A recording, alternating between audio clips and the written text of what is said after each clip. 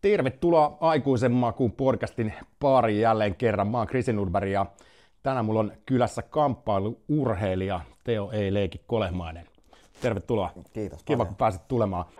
Aikuisuus alkaa, kun otat 100% vastuun itsestäsi, etkä enää syytä olosuhteita tai muita ihmisiä siitä, missä elämässäsi olet. Tämä on Aikuisen makuun podcast. Meidän piti nähdä jo itse asiassa 3 viikkoa sitten, mutta meikäläinen sairasti tuon influenssa B, niin olin sen verran kipeä, että mä en halunnut sua ammattiurheilijaani saastuttaa mun räkätaudeilla. Niin kiva, että saatiin nyt sut tuleen tänne.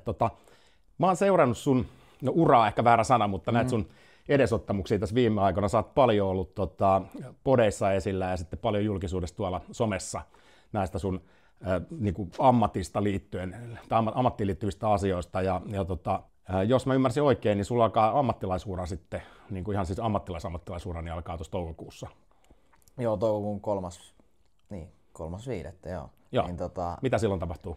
no silloin mä teen niin ammattilaisdebyytin. Sehän nyt ei periaatteessa, sen nimi voi kuulostaa harhaanjohtavalta, että mä siirryn ammattilaiseksi. Että nyt niin kuin, moni voi luulla, että nyt sä niin kuin teet ammatiksi. Niin työksesi, niin. joo.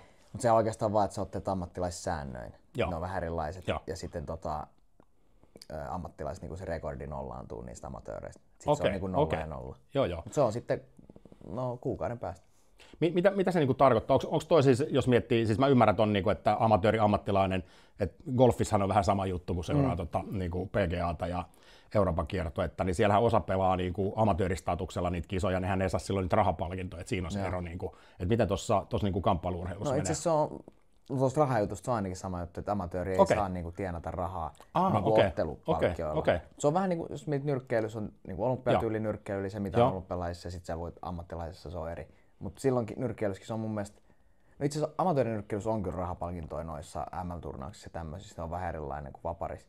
Mutta sitten sekin on taas moni sekoittaa sen, että ne luulee, että ammattilaiset on paljon parempia kuin amatöörit. Et se on vaan oikeasti, ne säännöt on vaan erilaiset. Esimerkiksi olympialaiset, ne nyrkkeilijät, ketkä on olympialaisissa, niin nehän on niinku kaikki ihan huippu. Niin kaikki, jotka on päässyt olympialaisiin, jos ne siirtyisi ammattilaisiin, niin niistä tulisi varmasti kovia ammattilaisia. Et se niinku ei tarkoita sitä, että jos olet amatööri säännöin ottelet, että sä olet jotenkin huonompi. Ne on vaan ne säännöt. Joo, siis toi nyrkkeily, mitä on seurannut, eikö aika moni noista niin menestyneistäkin nyrkkeilystä, ne on ollut siellä olympianyrkkeilyssä? On melkein. Siis varmasti suurin osa, josta on tullut sit niinku ammattilaisen koviin, niin on olympialaisissa käynyt kyllä. Joo. Mun tässä niin aikuisen makuun kanavalla, niin mä puhun aika paljon ihmisten elämäntarinoista ja ne kiinnostaa aina, että mistä ihminen on tullut ja missä se on ja mihin se on menossa. Niin jutellaanko noista taustoista pikkasen? Tosiaan niin kun aloitettiin, puhuttiin tästä, että miten sä oot mennyt tähän kamppailu-urheiluun, niin mistä se kiinnostus tuli ja minkä ikäisenä sulla niin lähti se liikkeelle? Vaikea silleen miettiä ehkä just, että mistä se kiinnostus on siitä lähtenyt. Mä oon aina siis, isä on seurannut niin silleen seurannut nyrkkeilyä, mikä on ollut nyrkkeilyfani, mutta silleen tietenkin sä oot 70-luvun lapsi, niin sä tiedät Tysonin, ja sitten Ali nyt on vähän vanhempi, mutta sanotaan mun isä oli esimerkiksi Ali-fani, sitten mun faija oli ehkä Tyson-fani, että silleen noin perus kaikkein isommat nimet, niin tykkäs siis nyrkkeilystä, ei ole ikinä reenannut tai mitään. Mulla se on ollut, en mä pienestä saakka, mä en itse muista, että mä olisin edes mitenkään seurannut nyrkkeilyä. Mä vaan niin mietin, että Tyson on kova jätkä, katoin se highlightsia ehkä joskus, mutta ei mulla silloin niin kuin sanotaan alle 15-vuotiaan missään vaiheessa ollut mitään, että nyt mä haluan lähteä harrastamaan tai mitään. Mutta sit mulla on kyllä ollut aina se, mikä nyt ei kamppailu-urheiluun sinänsä liity ollenkaan, mutta ihan sanotaan 5-vuotiaasta eteenpäin, kun on mennyt kouluun tai näin, niin mä oon kyllä aina joutunut tilanteisiin, että mä oon tapellut aina. Onko sulla koulukiusattu tai koulukiusaaja? Mä oon yritetty kyllä kiusata joskus silleen jotenkin, mutta mulla on ollut just se, että mä oon sit heti niin kuin, laittanut kovaa vastaan. Ja joskus mä oon varmaan ollut kyllä vähän jopa kiusaaja, mutta no, silloin on ollut semmoisia aikoja. Joo, sitten mä kysyn sen takia, koska aika itse asiassa moni, just Kaitsu Karar, kenestä juteltiin tuossa, joka on tämän Otteisen taas podin toinen kaveri, niin häntähän kiusattiin siis todella hevisti koulussa, ja hänhän on siis entinen ammattilaisvapauttelija. No toi on monella on toi, että on joutunut kiusatuksi, ja sen takia on aloittanut niin kamppailu-urheilu. Mulla se oli ehkä enemmän, tyhmä sanoa ehkä toisinpäin, mutta silleen, että tuli paljon siis koulussa aina, jotenkin mä itse ajauduin semmoisia, ehkä mä olin vaan niin tyhmä tai jotain, mutta tuli paljon tappelutilanteita ja tämmöisiä. Kuulostaa tyhmältä sanoa, mutta mä olin monesti voitokas kyllä. Musta tuntuu ainakin siltä. Niin sit kun mä silloin 17-vuotiaana mä siis aloitin nyrkkeilyn, sitä ennen mä olin pelannut jääkiekkoa ja olin salibändykokeiluja ja futista kesäisiä tälleen niinku perus. Aktiivista urheilua kuitenkin, joo. Mut lätkä oli se mun niinku pääjuttu. Mut sit kun mä päätin aloittaa sen nyrkkeilyn, mulla oli vähän tuntui jopa siltä, että mä oon niin hyvä, niin kun ei mulle tuollakaan pärjännyt, niin mä veikkaan, että mä pystyisin nyrkkeilyssä olla hyvä. Silleen mä ajattelin sen. Mitä siinä kävisit, kun sä menit sinne? No siis, menin siis 17-vuotiaana nyrkkeilyn peruskurssi, tai se oli nyrkkeilykoulu nimellä silloin Espoossa. Espoon kehähäille menin, se oli silloin Niittykummussa. No aluksi siellä reenataan vaan niinku tekniikkaa, miten lyödään niinku peiliin ja näin. Ja ehkä sanotaan semmoinen kuukausi, 2, niin sit ruvetaan aikaa kertaa lyömään toisiin. Kyllä mä niinku omasta mielestäni tietenkin tuntui, että mä olisin ollut heti ihan hyvä siinä, mutta kyllä sit kun tuli vähänkin kokeneempi, niin kyllä sit tuli pää kipeäksi. Ja sit tajus sen tajus niinku vähän siinä jälkikäteen, että hyvä, ettei ikin tullut tämmöistä kaveria vastaan niinku sit Niin kadulla.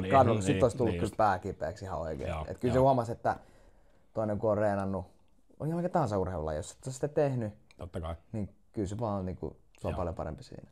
Mutta toki mä tykkäsin, se niinku selkäottaminen ei ollut mulle mikään semmonen, niinku, se oli ihan kiva. Oliko sä niinku analyyttinen, että okei, tässä kävi nyt tälleen ja sitten mun täytyy opetella tää juttu? No kyllä mä olin enemmän semmonen, monella se on silleen, että jos sä oot oikeesti kunnolla tukkaas, niin sit sä rupeat niinku, joko rupeat pelkää tai oot silleen, että ei tää ehkä oo mun juttu, koska ei se nyt kuitenkaan, kivaltahan se ei tunnu, se niinku, että sua lyödään, kyllä se niinku sattuu ihan. Joo, ei siis, tiedän siis, koska siis mua on koulukiusattu kanssa ja mä en tiedä, siis aloitinko mä karaten sen takia, mutta ehkä se kiinnosti muutenkin, oli Chuck Norrikset ja kaikki tämmöistä silloin aikanaan. Se on molemmin puhuttiin just niin. mun coachin kanssa, joka on, no se on sua vähän nuorempi, mutta silleen 5 ikävuoden eroa, niin sen ikäpolven paljon enemmän, kun silloin on tullut just karateleffoja, sanotaan 80-luvun, niin VHS-videonauhurit tuli silloin jo. Ninja-leffat ja karate-leffat ollut silloin inni. Silloin monesti on ollut silleen, että mennään joko niinku karateen tai taekwondoon tai johonkin tämmöiseen niinku ninja-lajiin. Nykyään on aika vähän on tommoista, niinku, että paljon mieluummin mennään nyt tietenkin vapaa-otteluun tai nyrkkeilyyn. Kyllä. Itämaista on vähän vähemmän. Joo, se oli mielenkiintoinen kanssa. Tosiaan, siis mä rupesin treenaamaan sitä karatea ja kyllä mäkin muistan, kun oli näitä kiusaustilanteita. Mulla oli ehkä enemmän semmoista eristämistä, mutta kyllä se oli näitä fyysisiäkin juttuja ja se loppui kyllä sitten kanssa, kun mä latasin takaisin ja huolella, niin sit sitä ei enää tullut. Sehän on mielenkiintoinen silleen, että mä muistan, kun mä harrastin sitä karatea, sitten mä rupesin harrastamaan olisiko ollut silleen, että lukioaikoihin niin tuli tää full contact karate, niin kuin kickboxing, Auvo Niinikö Väntärin kanssa Suomeeseen ja rupesin sitä harrastaa, että se oli niin helvetin hurjaa olevinaan, kun oli täyskontaktilaji, että miten semmoista, että saa oikeasti lyödä ja potkia niin kuin täysiä. Ja tuli tuosta turpauttamista mieleen, niin mullahan kävi kerran sitten treeneissä silleen, että tuli tuohon poskipään potku, että murtui niin kuin poskipää. Niin. En mä sano, että mä rupesin sitä pelkää sen jälkeen, mutta kyllä se on semmoinen vamma, mikä tuntuu siis vieläkin, niin kuin, että sen takia ei viitti hirveästi niin kuin ottaa tommosia. Mä en tarvitse tappelutilanteita, mutta siis sparritilanteita, koska se on semmoinen vamma, että sit kun se on kerran mennyt, niin... No ei 50-vuotiaana enää. Ei tarvii, siitäkin puhuttiin, mutta siis mä tarkoitan siis yleisesti vaan, että niinku, se olisi kiva harrastaa, mutta kun vähän sitä varoa tietyllä tavalla, että kun se on aika veemäinen parantua, niin siinä kävi tosiaan silleen, että tuossa on aika kova osu jalkakerran. Mutta siis sanoit, että sisuunnuks mä niistä, kun mä sain siis, tuli turpaan, niin kyllä mulla oli enemmän just se, että mä niinku mietin, että vitsi, että miten toi, kun mä pidin itteni niin kovana jätkänä, niin mä mietin, että miten tommonen, mua saattaa olla paljon nuorempi tai pienempikin, että miten se leipoo, mutta ei voi mahdollista, jotain mun pitää keksiä. Sitten mä aina himas mietin, että miten se saattaisi toimia paremmin ja tietenkin saat uudestaan hellaa ja näin. Mutta sitten ajan kanssa, kun sä vaan jaksat mennä sinne treeneihin ja sitten keskityt ja tulet paremmaksi, niin kyllä se sitten rupeaa lutviutua ja sitten kun sä tajut se, että mähän pärjäänkin ihan näitä hyviäkin tai niin kokeneempiakin vastaan, niin sitten se vasta niin motivaatio nousee, että tämähän on siisti. Mitkä oli sun mielestä sun parhaimpia ominaisuuksia, sit kun sä aloitit ja rupesit treenaamaan sitä, niin mikä oli se, mikä teki susta hyvän siinä? Toki varmasti mulla oli niinku verrattuna muihin, jotka ei ole ehkä ollut niin hyvää urheilutaustaa, niin mä sen takia myös kehityin tosi nopeasti. Mulla oli, niinku, mä oon koko ikäni urheilu erilaisia lajeja, niin se auttoi kyllä siihen niinku alkuun pääsemiseen. Mut kyllä niinku, mietitään siinä nyrkkeilyssä, mitkä oli mun parhaimpia ominaisuuksia. Siis varmaan ihan eka oli siis vaan mun luonne ja aggressiivisuus. Et mä olin vaan kyllä ihan alusta saakka, niin mä olin vaan aggressiivisempi kuin muut, niin sillä mä alussa pärjäsin kyllä paljon. Mä vaan olin semmonen, vähän niin kuin jos mietitään aina, että joku sanoo, että kuka voittaa kadulla, niin se joka lyö ekana. Niin monesti menee tolleen. Mä olin se, joka uskalti vaan niin olla semmonen vähän rohkeampi. Niin sillä monesti alussa pärjää, mutta sitten kun tulee taitoimpi kaveri vastaan, niin sitten se ei mene ihan silleen. Mutta se oli mun alussa se juttu, ja toki niin lyöntivoima oli heti aluksi, mä aika räjähtävä. Joo, sitä piti kysyäkin, että mikä sulla on se. Lyöntivoima oli semmoinen, että kyllä mä heti alussa, muista valmentajakin sanoi, että lyöt kyllä selkeästi niin kuin poikkeuksellisen kovaa. Sitten semmoinen niin kuin räjähtävyys oli. Mä oon niin luonnostaan tämmöinen vahva rakenteinen. Niin se oli ehkä semmoinen vahvuus. Joo. Joo, mä katsoin jotain sun kuvia, kun sä olet noissa shortseissa, niin sulla on reiditkin aika tykissä. Niin kuin, Joo. silleen, verran mä painan sua 20 kiloa melkein enemmän, niin on sunkin ihan hyvä kokoiset jalat. Että kun aika monihan on semmoinen aika ruipelo kuitenkin noissa lajeissa, mitä sä harrastat. Eikä tämä siis ollut mikään vertailu, mutta kiinnittää vaan huomiota tuommoisiin asioihin. Milloin sä otit niin ekaa kertaa sitten niin matsia, siis kilpailit tämmöistä? Joo, eli silloin 2017, mä oon siis 00 syntynyt, eli 17-vuotiaana otin sen, aloitin nyrkkeilyn, niin eka mä taisin ottaa sitten 2019 alussa, eli siinä tuli reenattu niin kuin reilu vuosi. Se vähän, olisi varmaan voinut nopeamminkin ottaa, mutta mä silloin vielä pelasin jääkiekkoa. Mä lopetin jääkiekon vasta niin kuin 19-20-vuotiaan siinä. Mä pelasin niin kuin päällekkäin, niin silloin mä kuitenkin vielä pidin niin kuin lätkää ykköslaina. Pelasin kiekkoa Espoossa silloin A-junnuissa. Niin sitten mä otin 19-vuotias, mä en ollut vielä täyttänyt 19, mä olin 18 täyttämässä 19, silloin mä otin eka niin amatöörimatsi. Miten meni? Sieltä tuli voitto, oli semmonen kunnon myllytys, ei siinä nyrkkeilynkään varmaan hirveästi ollut tekemään, mutta selkeä voitto. Nakkikiskatappelu ja siinä mä olin vähän parempi kuin toinen. Sitten mä otin ihan säännöllisesti siinä, sanotaan seuraavan niin puolen vuoden aikana, niin mä otin siinä matseja ihan joka kuukausi. Ekat 6 mä voitin, että se alkoi aika hyvin. Ja. Sitten tuli eka tappio. Sitten mä kisasin kyllä aktiivisesti. Otin siinä mä niin nyrkkeilin melkein 4 vuotta niin siinä, tai 3-4 vuotta, niin tuli otettua semmoinen 25 matsia. No se on ihan iso määrä, joo, kyllä. Sitten toisille juteltiin, niin kun ruvettiin kuvaamaan siitä, että kun on silleen seurannut näitä kamppailuja ja käynyt Cagessa ja katsonut UFCtä ja käynyt tuolla Ice Cagessa ja muuta, niin sulla on aika mielenkiintoinen, kun mä oon tämmöinen brändiammattilainen ja coachi, niin katsoo sun niin henkilöbrändiä, että aika monihan on semmoinen tosi uhoava ja aggressiivinen vaikka niissä punnitustilaisuuksissa ja presseissä ja näissä, niin ainakin ne, mitä mä oon nähnyt, niin sä oot aika semmoinen hillitty ja semmoinen, älä ymmärrä väärin, mutta tämmöinen niin naapurinpoikamainen siis hyvällä tavalla. Et sulla on mun mielestä se niin pakka kasassa aika hyvin. Joo, toki mullakin on siellä semmosia pari, missä on sitten, varsinkin näissä Ice Cage-jutuissa, muutamassa on vähän silleen, mä oon myös aika tunteikas kyllä silleen niin molempia puolia. Siis tietenkin monesti jos sä tunteellinen ihminen, niin sä voit olla semmoinen herkästi syttyvä, mutta sitten myös esimerkiksi tosi herkkä niin kuin tunteellinen niin kuin toiseenkin suuntaan.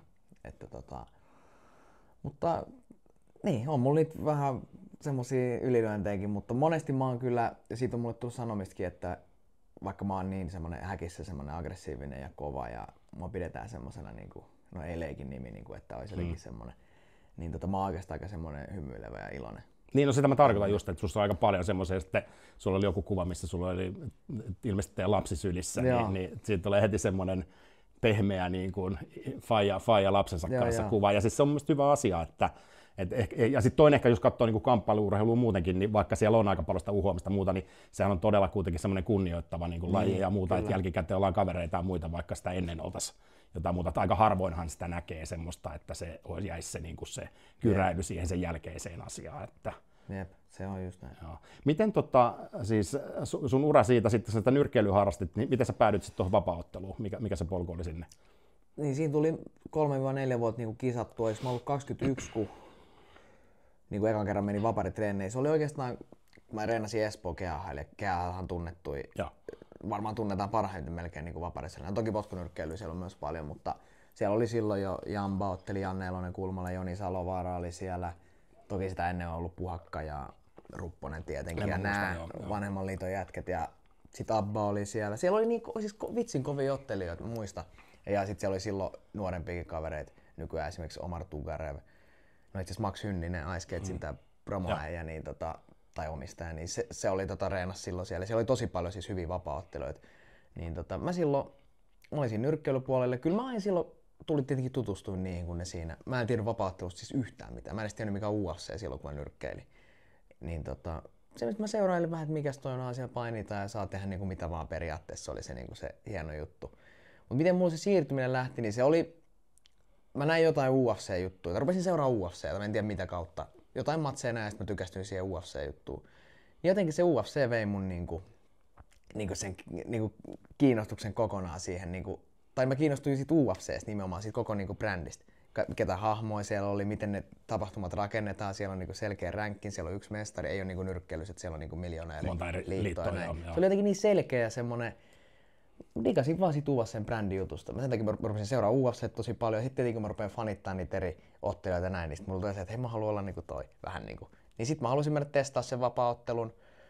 Menin peruskurssille ja siinä ei mennyt kyllä sit varmaan kuin kuukausi, niin mä menin ottaa jo ekan matsi. Okei. Se on aika nopea setti sitten. Joo, ja sitten sieltä tuli tappio. Kaveri paini mut kumoo. Ei ollut mitään chanssiä siinä oikeastaan. Toka matsi siitä joku kuukausi eteenpäin, sekin paini mut kumoo. Ne oli kyllä pakko sanoa mua paljon kokeneempi, että mä vähän menin sinne silleen, että eihän nää mulle pitäisi pärjätä, kun mä saan lyödä paremmin kuin ne. Ne kyllä paini mut kumoo, mutta sit mä jatkoin sitä reenaamista ihan silleen. Mä kävin itse siinä välissä ottaa vielä yhden nyrkkeilymatsin, kun Suomen maajoukkueessa GB-turnauksessa kävin ottaa, kun ne pyysi. Niin kävin ottaa sen yhden, sit mä ajattelin, että nyt mä panostan vaan tähän vapaa-otteluun. Ja sit panostin, ja sitten rupesi kehitys tulee, ja sitten mä matseikinhan mä rupesin heti sen GB-turnauksen jälkeen, minkä mä olin ottanut, niin sitten rupesin vaan matseja. Ja sitten rupesi menee hyvin. Paljon sä oot ottanut nyt matseja? Nyt vähän puhuttiin tuossa ennen kuin ruvettiin kuvaa, että mä lauantaina otin mun viimeisen amatöörimatsin. Ja ekan mä otin silloin 2021 syksyllä, eli siitä on 3,5 vuotta about. Niin mä oon ottanut siinä, mä en ihan tarkkaan, mä en muista, mutta joku 35. Voi olla vähän enemmänkin, mutta 35 ainakin. Joo. Se on aika kova tahti silleen, jos miettii, että moni on semmoisia, jotka on ollut amatöörin vaikka yli 5 vuotta helposti, niin saattaa olla reilu 10 matsia tai jotain. Et mä oon kyllä varmasti Suomen niin kuin aktiivisin ollut noissa otteluissa. No siis ihan varmasti sitä, mitä mäkin olen sua seurannut ja katsonut muutenkin noita lajeja, niin kyllä sä oot aika paljon, että aina katsonut, nyt sä oot tuolla ja nyt sä oot täällä ja sä oot ulkomaillakin aika monessa paikassa. Ja nyt esimerkiksi, mä olin lauantaina ottelin sen vika amatöörimatsin, mä ottelen 3 päivän päästä. Toki se on nyrkkeilymatsi, Riihimäeltä tai Didier Boxingissa. Okei. Miten puhuttiin siitä, että kun sä elät tämmöistä niin kuin ammattilaisurheilijan elämää, niin mitä se tarkoittaa niin kuin arjessa? Paljon sä treenaat, paljon sä nukut, miten sä syöt, miten sä kehität sun niin kuin fysiikkaa muuten, miten sä kehität sun päätäsi? Minkälaista se arki on? No, sekin on muuttunut paljon näiden vuosien aikana. Nyt jos mietitään, mä oon 8 vuotta niin kuin reenannut näitä kamppailujuttuja, että kyllähän se aluksi on ollut enemmän semmoista niin kuin mennään vaan reeneihin, tullaan sitten kotiin ja sitten tehdään mitä halutaan. Mutta kyllä mä nyt sanotaan, viimeisen vuoden aikana mulla on varmasti tullut iso harppaus noista niinku, aina mä oon reenannut kyllä niinku kamppailuttuja kovaa ja täysiä, ja mä oon tykännyt reenaa kovaa. Mutta nyt ehkä viimeisen vuoden aikana mulla on tullut paljon niinku harppaus ammattimaisempaa. Et niinku, nykyään mä katson aika tarkkaan mitä mä syön. Niinku sanotaan 95% mun ruokavalioista, niin mä kyllä katson, että ne on niinku hyvää ruokaa. Sitten palautumisjuttuihin mä käyn hieronnossa säännöllisesti, kylmähoidoissakin aina kun eihin ja tämmöisissä muissa niin palautusjutuissa. Ja pyrin aina nukkuu kyllä sen 8 tuntia ainakin. Kyllä mä nykyään keskityn paljon enemmän tuohon, mutta se on se pari treeniä. Maanantaista perjantaihin se on yleensä pari treeniä päivässä. Eli aamulla ja sitten illemmalla. Sitten lauantaina on yleensä 1 treeni, se on niinku sparri. Silloin sparrataan. Sitten siellä on lajitreenejä on suurin osa, mutta sitten yleensä mulla on pari fysiikkaa, niinku tämmöistä räjähtävää punttijuttua. On se vähän maksimivoimajuttuikin välillä, mutta pari fysiikkaa ja sitten oikeastaan lajitreeniä. Paljon tuossa on niin voimalla merkitystä, siis tarkoitan niin voimavoimatreenillä ja tommosella. Ehkä se räjähtävä voima, totta kai mä ymmärrän sen, mutta onko siellä niin kuin, onko merkitystä paljon nousee penkistä? En itse nosta penkkiä edes, mutta ihan mielenkiinnosta, kun aina kaikki puhuu siitä, että paljon nousee penkistä. No, se on se legendaarinen. Tietyllä tavalla varmasti on, niin kuin, että tietenkin jos sä nostat vaikka 200 kiloa penkistä, se tarkoittaa, että kyllä sä oot niin kuin vahva. Olit se sitten minkä näköinen tahansa, että jos sulla on 200 kiloa penkki, niin sä oot silloin vahva. Niin kyllä se varmasti jossain painiväännössä niin kuin siis sä tunnet sen, että tuolla on niin kuin jerkkuu, mutta kyllä eniten merkkaa varmasti niin kuin lajivoima, mikä on niin kuin silleen eri juttu kuin mikä tommonen, niin kuin että se raudalla nostat, mutta kyllähän ne tietenkin on vähän sidonnaisia.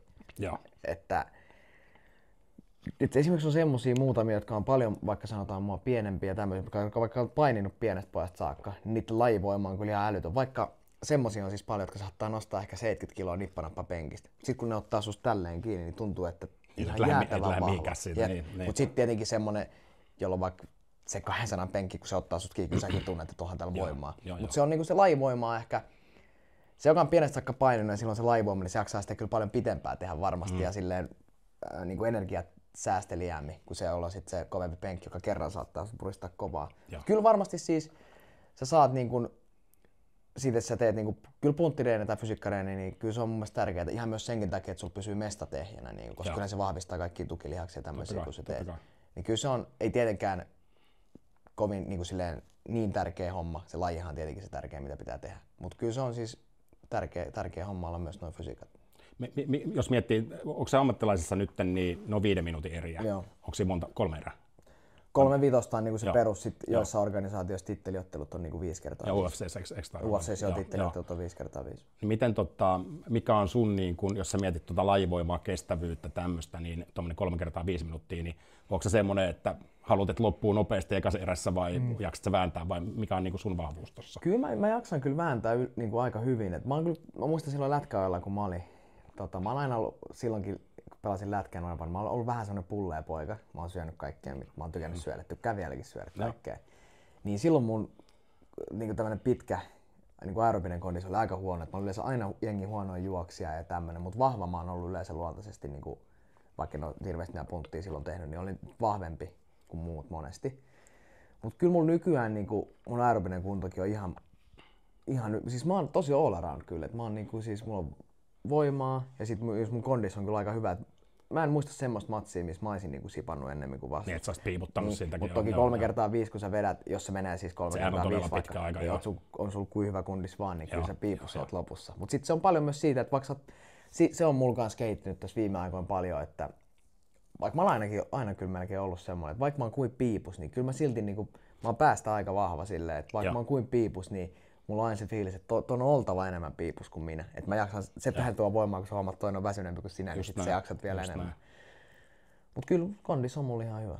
Joo, ja on silleen mielenkiintoinen, kun jengi, jotka ei noita harrasta, niin siis 3 kertaa 5 minuuttia on niin kuin aivan järjettömän pitkä aika. Maksimisuoritus, sitten joku toinen yrittää koko ajan vahingoittaa sua, niin mäkin olen monelle sanonut, että no hakkaa minuutti säkkiä täysiä, ja se ei lyö sua takaisin. Että niin kuin, tai mitä crossfittiä te harrastanut, tehdään tämmöisiä niin kuin 8 kiekkaa, 20 sekuntia punneruksia, 10 sekuntia lepoa, niin jengihän on silleen paperilla, että no mitä tossa nyt on? No teepä. Jep, se kuulostaa kyllä tosiaan. Siinä rupeaa hymy hyytyy puolessa välissä aika nopeasti, että se on näin. Kun sä sanot tosta, että sulla on toi pää kunnossa, niin miten sä hoidat sitä sun siis niin kuin mentaalipuolta? Onko sulla joku valmentaja siinä vai miten sä niin kuin, mistä se tulee tietää se, niin kuin se voittamisen halu ja niin kuin se periksi antamattomuus ja tämmöiset jutut? Siihen on varmasti, mulla on moniakin eri tapoja, nekin on vaihtunut tässä vuosien aikana vähän, että miten mä oon sitä niinku, silloin alkuuralla varsinkin, jos uraksi nyt vielä voi kutsua, mutta kuitenkin silloin alussa niissä nyrkkeilymatseissa, niin mä kyllä menin aika semmoisella niinku aggression kautta, että mä keräsin itselleni vaan semmoista niinku aggressioa, vähän niinku raivoa tai semmoista. Ja kyllä ne ekat matsit meni hyvin ihan vaan sille, että mä olin niin aggressiivinen, mutta sitten kun rupesi tulemaan se taito enemmän esiin niinku muilla, niin sitten se agre on niinku vaan haittaa oikeastaan, että sä et niin taitavasti pysty silloin ottaa. Mut kyllä mä nykyään, mulla on ollut siis tämmönen, niinku, no ei nyt mentaalivalmentaja, mutta siis vähän niinku, onko se terapiaa sit, onko se oikea sana, mutta on jutellut näistä ottelutuista, miten joo, no terapia on hyvä, mä suosittelen sitä kaikille aina. Joo, niin on mulla ollut semmoistakin, tässä sanotaan viimeisen vuoden aikana silloin tällöin. Mutta nykyään varsinkin, niin no se on tietenkin auttaa jo niin kuin mentaalisesti, että mä oon otellut niin paljon, että mä tiedän niin kuin millaista se on. Että se ei ole yhtään sen ihmeellisempää. Se on mulla yksi semmoinen, mitä mä oon pitänyt tärkeänä, että se ei oikeasti ole sen ihmeellisempää kuin se salilla se sparri, kun sä otat. Niin se otteleminen ei ole sen ihmeellisempää. Sen takia mä oon itse pystynyt otella viikon välein, 2 viikon välein ja monta kertaa kuukaudessa. Sen takia kun mä oon pitänyt, että 3x3, niin kuin amatöörisäännöt on 3x3, niin kyllä mä semmoisen voin ottaa vaikka pari kertaa päivässä, kun se ei ole sen ihmeellisemmin kuin se, kun mä otan lauantaisin, otan 9 erää. Just. Niin kuin kotisalilla. Joo. Toki ei nyt kotisalissa et vedä ihan silleen, että sä yrität lyödä tuosta tunnille tai näin, mutta kyllä sekin on se, niin kuin, siellä otetaan kyllä myös kovaa. Et kyllä se ei ole sen ihmeellisempää. Sitä mä oon monesti päntänyt itselle, että on ihan sama kuin salilla, Se tuo mulle semmoisen rennon ja hyvän fiiliksen.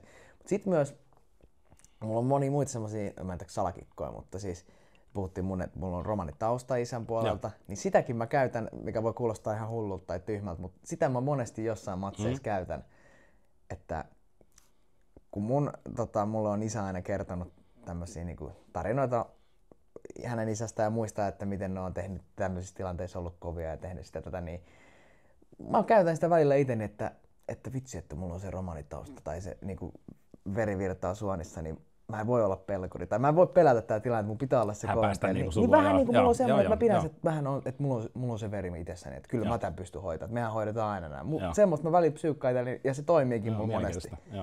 Mikä nyt voi kuulostaa aika tyhmältä, mutta se kuulostaa yhtään tyhmältä, ei. Ei, mutta tämähän on ihan sama, kun mäkin niin just jotain myyjiä sparannut välillä, niin just semmoinen, että jos on semmoinen, meet 5. tapaamiseen ja tullut vähän turpaa siinä niin henkisesti matkan varrella, niin joku hyvä niin kuin voimabiisi vaikka, minkä sä kuuntelet autossa, niin sä pääset, saat endorfiinit niin kuin rullaamaan tai muuta, että jokaisella on oma juttuunsa. Joku voi tehdä mindfulness-harjoituksen, rentoutua ja olla jossain ihan muussa maailmassa puolunessa ja muuta, mutta toihan on tosi hyvä, ei toi mun mielestä millään tavalla niin lapselle. Ja sit just sanoisit noista biiseistä, niin on mulla muutamia niinku, no ei mitään tiettyjä biisejä, mutta jotkut biisit on semmosia, mitkä tuo semmoisen hyvän niinku varmuutta mun niinku fiilikseen ja sitten kyllä jotkut, niinku mä varsinkin ennen katsoin paljon, niin Tysonin Highlights ei, niin kuin saatoin katsoa matsipäivänä, mikä toi mulle semmoista fiilistä, niinku myllyttämisfiilistä oikeastaan. Joo, ja sillähän se aggressiivisuus nimenomaan on siinä, että se on todella semmoinen, niin kun katsoo niitä klippejä, niin siinä lyödään pää irti niin sanotusti. Että... Mutta se tulee varmasti myös siitäkin, ihan kun mä menen kattoo vaikka matseja, ihan katsojana vaikka Cagea tai jotain, niin mulla tulee, aina kun näet niitä matseja, niin mulla tulee itsellä semmoinen fiilis, että vitsi, mäkin haluaisin nyt päästä myllyttämään. Okay, niin sit kun on se, sanotaan mulla on matsipäivä vaikka, sit mä katson niitä YouTubessa, ihan kenen vaan ottelijan klippejä, niin mulla tulee se fiilis enemmän, että vitsi, mäkin haluan päästä tuohon tekemään. Vaikka tietenkin samalla jännittää ja pelottaakin tosi paljon, mutta sillä mä yritän vähän lieventää sitä. Onko sun mitenkään koskaan ollut silleen, kun sä oot siellä takahuoneessa ollut ja sitten tulee niinku aika mennä se kehään, niin mikä se on se, tai kerro mikä on se fiilis päässä silloin, mitä sä mietit silloin? Se on kyllä, sekin vaihtelee, tai niinku on vaihdellut eri matseissa, että joskus on ollut vähän huonompia fiiliksiä, joskus on ollut sitten semmosia ihan voittamattomia, että ei tolleen voi olla palaa. Saanko tuohon keskellä mä kysyn tuon väliin, että johtuuko se siitä vastustajasta vai sun sen päivän henkisestä tilasta? Kyllä, varmasti sekä että, mutta kyllä se tuntuu eriltä, jos sä tiedät ennakkoon, että toi on oikeasti, että sä tiedät, että tästä tulee kova matsi. Niin kyllä se ennakkoon, toki sä oot silloin, jos mä tiedän, että mä oon kova vastustaja, niin kyllä mä oon itse henkisesti ollut lataantuneempi jo pitkään siihen, kun mä tiedän, että tästä ei tule helppoa, mutta kyllä mä teen silti klaaraa. Että semmosia on, kyllä sä oot silloin vielä enemmän niin kuin latautunut. Kun sit on myös ollut semmosia matseja, missä mä tiedän, että teen vaan hyvän suorituksen, tämän pitäisi olla, ei nyt helppoa, mutta pitäisi hoitua silleen suht. Kyllä se johtuu paljon myös vastustajastakin, mutta se fiilis, niin kuin mikä siinä on, sehän on jo, nyt mulla ei ole ollut niin, kun mä oon jo kuitenkin kokenut, jos mietitään mun kaikki ottelut, mulla on reilu 60 matsia niin plus nyrkkeily plus vapaa-ottelu, niin mulla ei niin kuin vasta kun ehkä ottelupäivänä, ehkä pari päivää ennen ottelua, niin rupeaa tulemaan vähän semmoista isompaa jännitystä, mutta muuten esimerkiksi viikko ennen, niin mua ei kyllä hirveästi vielä jännitä matsit enää. Kyllä silloin aiemmin niin ne jännitti, saattoi pari viikkoakin ennen miettiä aina, että mitenköhän se menee, miten näin. Mulla nykyään se on yleensä, että sanotaan pari päivää ennen ja matsipäivänä, niin sit rupeaa oikeasti vasta niinku jännittää. Se fiilis on semmonen, jos mä mietin niinku nykytilassa, niin kyllä mulla on ollut nyt sanotaan viimeisen vuoden aikana vaikka, niin kyllä mulla on joka matsiin, mulla on ollut kyllä silleen hyvä fiilis ja aika varma fiilis ja semmonen, että mä kyllä klaaraan tämän. Vaikka koko ajan takavarmassa niinku jännittää ja näin, mutta se tuo myös sen, kun se jännitys, niin se tuo, mä digaan kyllä siitäkin fiiliksestä, mikä siinä on.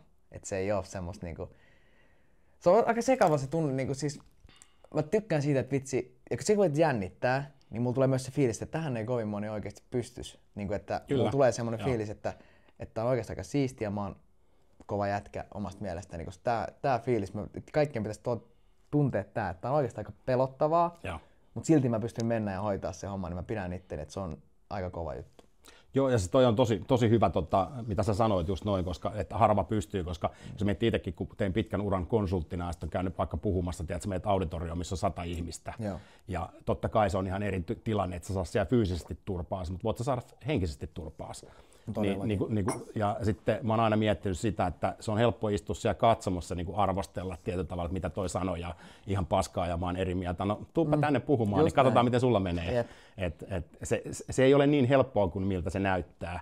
Ja sen takia mun mielestä just toi analogia, ne on 2 täysin eri lajia, mutta kyllähän sä asetat itsesi alttiiksi sille niin kuin sun dissaamiselle ja häviölle ja nolaamiselle ja tämmöiselle. Just näin, mutta just toi, että se ei ole se, miltä se, tai niin helppoa kuin se näyttää. Että joku saattaa katsoa, kun mäkin olen jotain videoita tehnyt siitä mun valmistautumisesta ja lämmöistä, niin se näyttää siltä, että toi äijähän vaan tossa niin, pakkakasassa ja vetää noin, menee, hoitaa homma, vaikka siinä on niin, kaiken näköistä päässä liikkuu siinä välissä. Joo. Ja sama just nois, jos käyt vetää jollekin 100 puhetta, jos mä nyt itse miettisin, että mun pitäisi mennä, niin mä olisin mä olisin ihan kuset housussa siitä. Mutta kyllä sekin tulee treenaamisella, niin kyllä, siitähän se tulee. Mutta just kun sä varmasti oot tehnyt niitä, sä menet sinne, niin se näyttää, että no menet vaan ja puhut noin. Niin. Se on Mutta siitähän monillehan tulee illuusio, just vaikka kun tehdään tämmöisiä podeja tai YouTube-sisältöjä tai muita, että no siitä, millä kameralla sä kuvaat? No treenaa sillä puhelimella eka, että moni niin kuin isokin menestynyt tyyppi, kun mä oon sanonut, että okei, no niin kamera käy, ruvetaan puhumaan, niin ne jäätyy niin kuin siis täysin.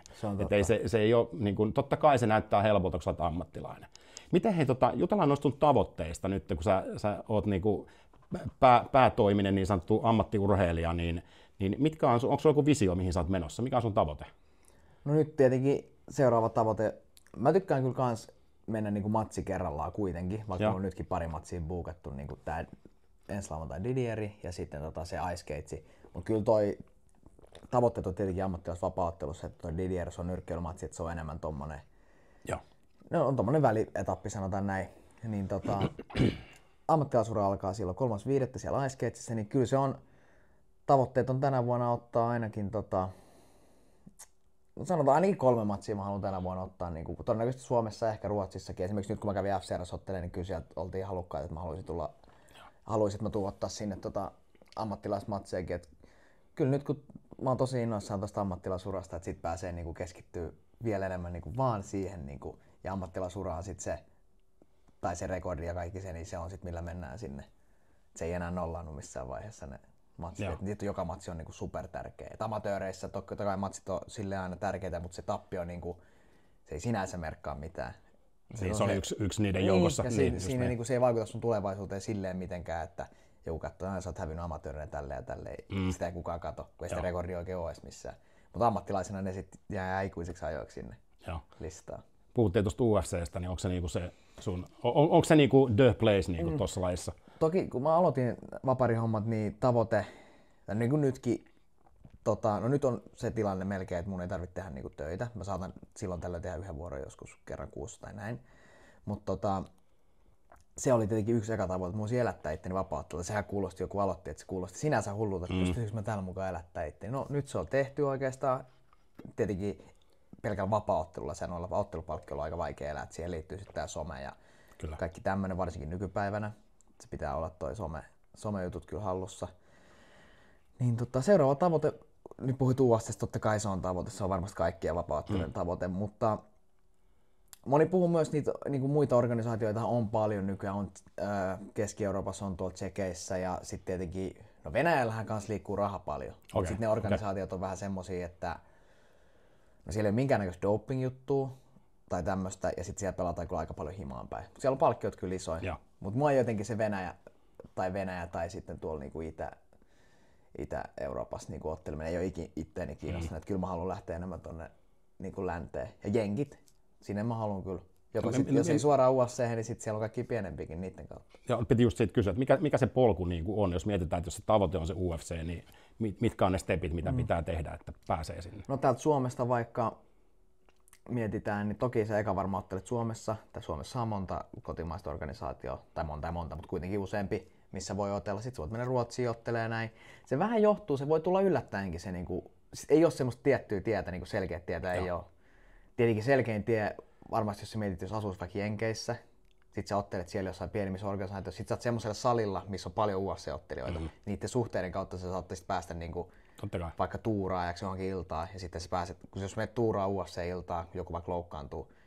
Sanotaan, että on tulossa UFC-ilta, sitten joku loukkaantuu, sitten ne kysyy joltain salilta, mikä on siinä niin kuin holleilla Jenkeissä, että hei, olisiko teillä ketään, joka pystyisi tuoda tuuraa? No sun listaa on joku vaikka 6 voittoa ja 1 tappio. Vaikka sä et olisi niinkään edes UFC-kamaa jonkun mielestä, niin voi olla, että no tuuraa tähän korttiin. Ja sä saat silloin sen 3 ottelun sopimuksen, kun sä tuut vaan tuuraa. Toi on niin kuin varmaan, jos mietitään jenkkiläisiä tai niitä, niin se helpoin tapa päästä UFC:hen. Suomesta se varmasti vähän eri tavalla.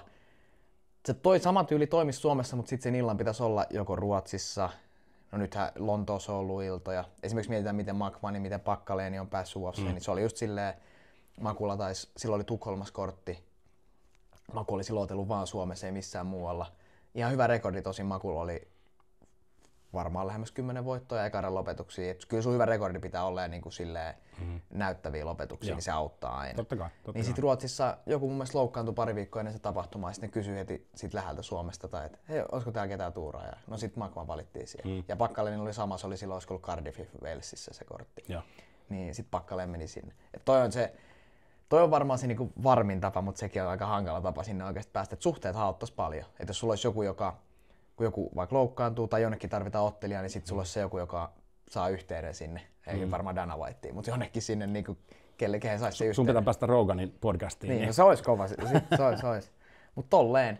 Sitten toki myös on varmasti se, että jos sä tästä nyt leivot Suomessa vaikka monta matsia, kaikki eka erätyrmäyksiä, sit lähdet vaikka Cage Warriorsiin. Cage Warriorsiahan pidetään niinku, se on siis Brittein tämä organisaatio. Joo. Niin moni pitää, että se olisi niinku UFC:n AHL, eli niinku Farmiliiga. Joo, mä ymmärrän Farmiliiga, joo.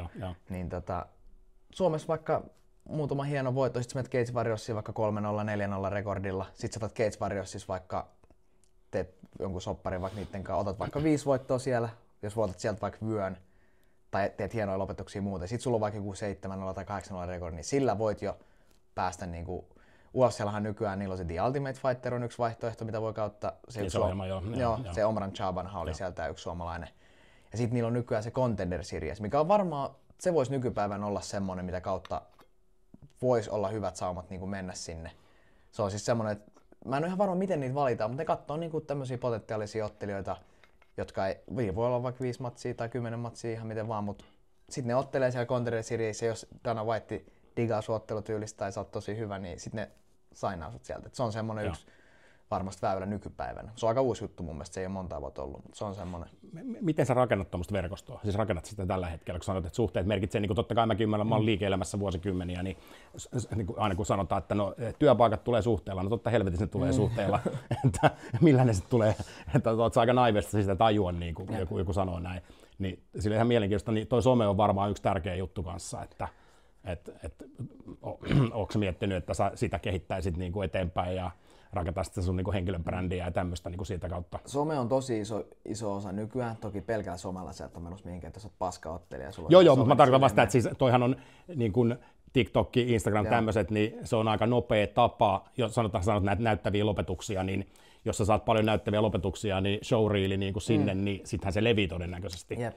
Sitä tarkoitan. Joo, kyllä siis esimerkiksi ihan sekin, no nyt kun mä kävin vaikka Ruotsissa ottelee, ja Ruotsillahan on kuitenkin UFC-otteluita ollut useampia, Alexander Gustafsson on otellut tittelistä, ja no Hamzat Chimaev, toki se ei enää edusta Ruotsia, mutta kuitenkin reenannut Ruotsissa pitkään, niin esimerkiksi meitä Ruotsin salille reenaa tai ottelet siellä, niin siellä on semmosia tyyppejä, joilla on yhteyksiä, keneltä on mennyt jengiä sinne UFC:hen, niin jos niitten kanssa vaikka tutustuu, ne digaa sun tyylistä ja pitää sua potentiaalisen, niin nehän voi rupea niinku puoltaa sun asioita sinne suuntaan.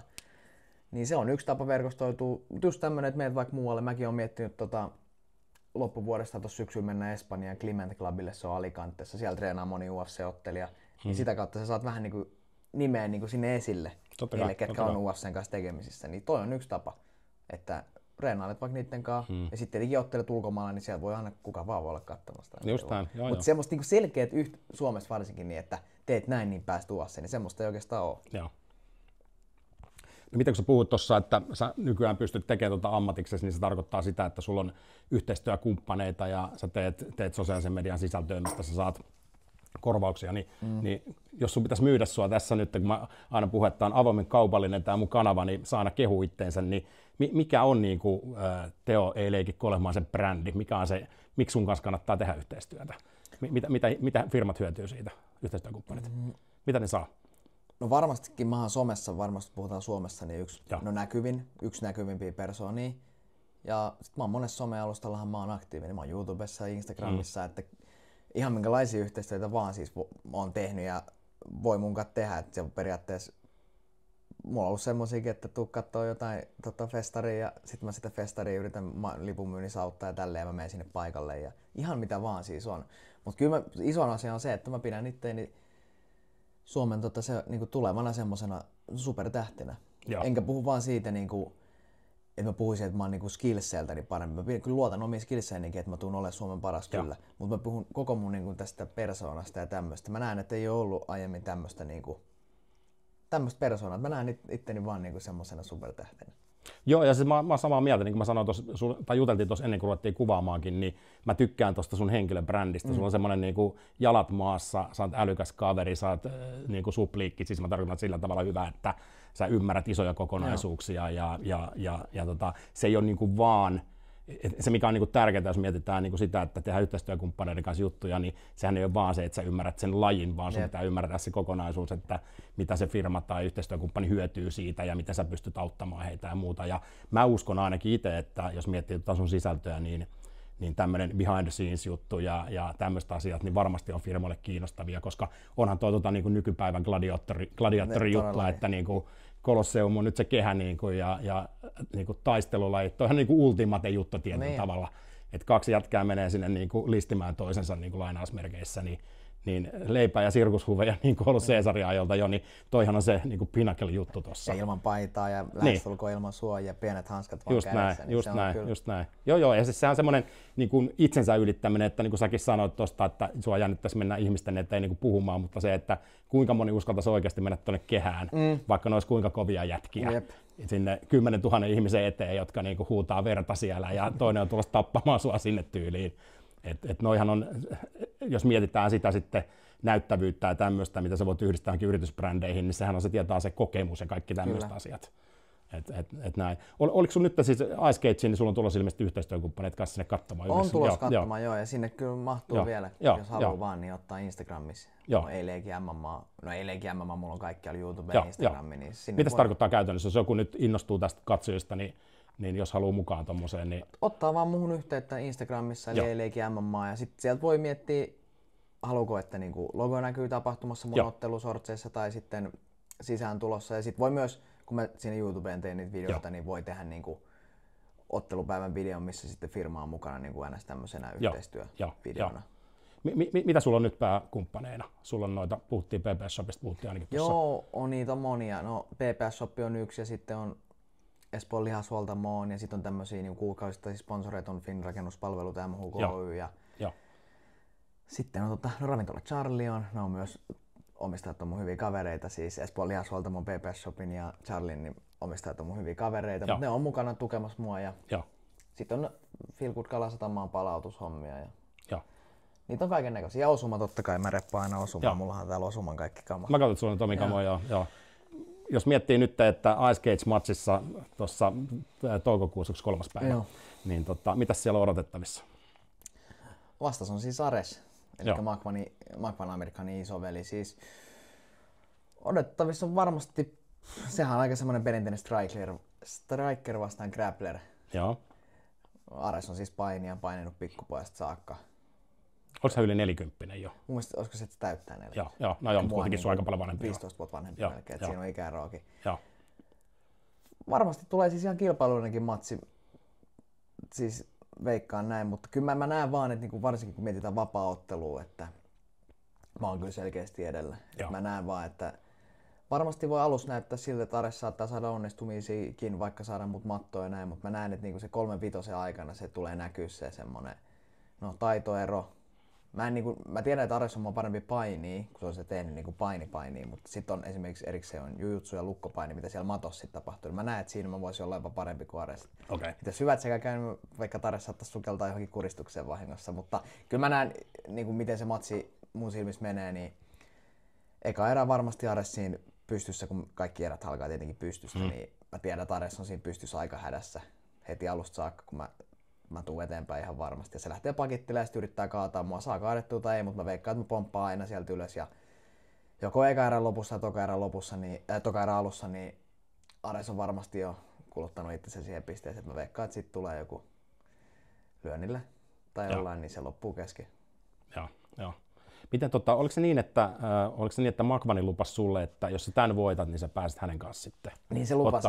Joo, se kättelöi päälle, että jos voitat Ares Amerikanin, niin sitten loppuvuodesta otellaan. Ottelen sen kanssa, mutta sitten mä veikkaan, että ne suunnitelmat voi mennä uusiksi, kun nythän Makvan ottelee Salovaaran Jonia vastaan. Niin mä veikkaan, että Joni hoitaa sen tosta, niin sit Makvani ei ehkä halua sen. Se ei enää sit tuu. Niin. Mutta mä annan Jonille sen. Joni on supertyyppi ja tosi mun hyvä kaveri, niin mä oon iloinen, kun Joni voittaisi. Mun ei tarvii enää hoitaa sitä. Sitten siirrytään johonkin toiseen. Olisiko se sulle, siis jos se Maku vasta ottaisi, niin olisiko se sulle meritti niin kuin sun uralla? Ois se hieno, siis kyllähän kaikki tykkäs tai ei Makusta, niin se on kaikki aikojen menestyneen suomalainen vapaa-ottelija. Kun mietitään, että se on ollut UFC:ssä 14 ottelua, olisiko nyt 14 mun mielestä, 7 voittoa, 7 häviöä, eli sä oot kuitenkin 7 voittoa pystynyt ottaa UFC:ssä, onhan se kova juttu tykkäsi joku tai ei. Oissa se tälleen, mä otan mun eka ammattilaismatsin nyt toukokuussa, niin olisi se aika hieno siellä rekordissa, että siellä lukisi Magvan Amerikani. Joo. Kyllä. Hei, kiitoksia. Oli erittäin hyvät keskustelut ja mä odotan innolla toukokuun sun ottelua. On tulos kattoon poikani kanssa sinne matsia. Niin, mä toivotan sulle hyviä treenejä ja hyviä valmistautumisia. Ja näillä puheilla, niin hei, kiitos, kävit vieraana. Kiitos paljon. Tämä on Aikuiseen makuun podcast.